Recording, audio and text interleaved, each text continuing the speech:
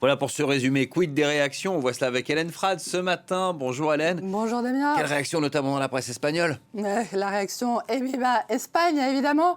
Campeones, un seul ce matin à la une du quotidien Sport. Et 6 points d'exclamation. Le journal sportif catalan remercie le tiburon, le requin Ferran Torres et sa morsure magique qui offre à l'Espagne sa 2e étoile.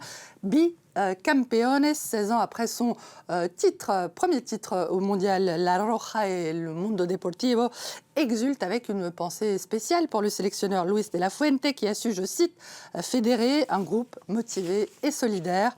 Le monde est à nous. Le madrilène As relève le fait inédit que les sélections masculines et féminines espagnoles sont actuellement toutes deux championnes du monde. Les super estrellas, les super étoiles à la une également du quotidien Marca, qui évoque la leçon infligée à l'Albiceleste, accusée d'avoir oublié comment jouer et avoir préféré la boue. Une victoire pour l'Espagne, une victoire pour le monde. Selon El País, ce succès est le reflet d'un pays ouvert, pluraliste et sûr de lui, d'une nation composée d'accents, d'origines et de milieux divers, un instantané précieux à une époque où prolifèrent les discours qui réduisent l'identité à l'exclusion ou idéalisent un passé fantasmé. Et on imagine que ce n'est pas du tout la même ambiance dans la presse argentine ce matin. C'est plutôt Don't Cry for Me Argentina. Malgré la tristesse, Clarín reconnaît que l'Espagne a dominé cette rencontre. La Nación, de son côté, dit gracias à Lionel Messi qu'elle tente de consoler. Merci Léo, tu nous as déjà tellement donné. Dernier tango peut-être pour le capitaine argentin, ça on ne le sait pas encore, mais le sélectionneur Lionel Scaloni a déjà fait savoir à Olé qu'il sera là jusqu'en décembre et qu'il l'arrêtera probablement après. L'Albiceleste, dont la prestation hier soir est largement critiquée ce matin par la presse internationale, notamment Elle est forte cette photo. The Guardian, qui regrette, j'en parle mon latin, que le conte de fées pour Lionel Messi s'achève sur une Argentine pitoyable, je cite, méchante finale, ultime méchante de ce mondial. Ouais, mondial 2026, qui a également ses gagnants et ses perdants politiques. Il s'avère que la vengeance est un plat qui se mange de préférence par un chaud dimanche après-midi.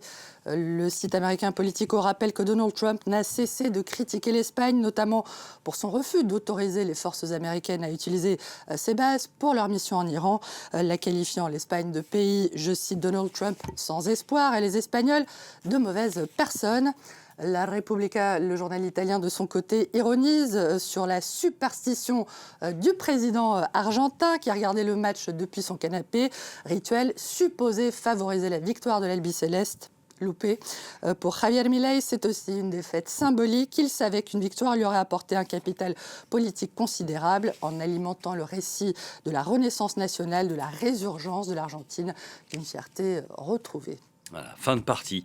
Et l'heure à présent du bilan de ce mondial 2026. Cette 23e édition de la Coupe du Monde a explosé tous les records et suscité beaucoup de polémiques, mais le journal suisse Le Temps juge difficile de savoir pour le moment ce qu'il restera de ce gigantesque spectacle. Ce qu'on sait déjà, c'est qu'avec 13 milliards de dollars de revenus, ce mondial est déjà le plus lucratif de l'histoire de la FIFA, véritable gagnante de cette Coupe du Monde d'après Le Soir, qui estime que si le monde entier regardait cette finale, cela ne signifie plus pour autant que la Coupe du Monde lui appartient encore. Symbole de la transformation de la compétition, le spectacle de la mi-temps, le halftime show jugé lisse, surréaliste et absolument pas nécessaire par le New York Times.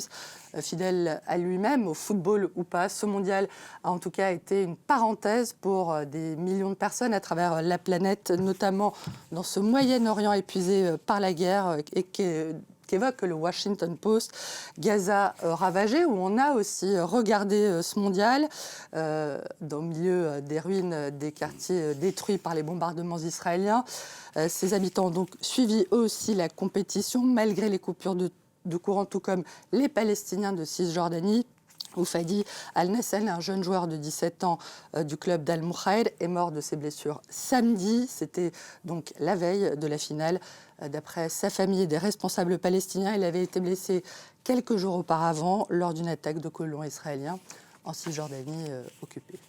Merci beaucoup.